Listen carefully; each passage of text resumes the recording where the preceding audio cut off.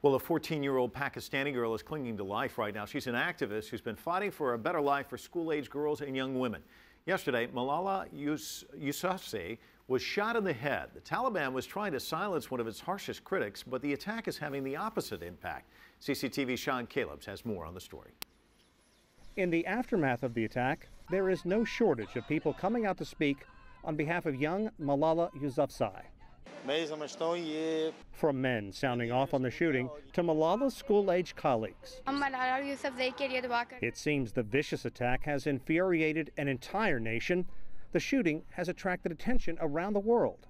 She was attacked and shot by extremists who don't want girls to have an education and don't want girls to speak for themselves and don't want girls to become leaders. It's front-page news in Pakistan. Malala gained fame 3 years ago when at the age of 11 she began writing a blog under an assumed name for the BBC of what life was like under the oppressive arm of the Taliban. She later began speaking out publicly, risking her life. Because I thought that my people need me and I shall raise my voice because if I didn't raise my voice now, so when will I raise my voice? As she lies in the hospital, her family says the Taliban, who strongly opposed the education of women, had delivered death threats before. But the family chose not to accept security, in part because, in the culture, it isn't proper for young girls to be around men. But to those who say she doesn't have rights, the 14-year-old offers a strong rebuttal. No, I have rights. I have the right of education. I have the right to play.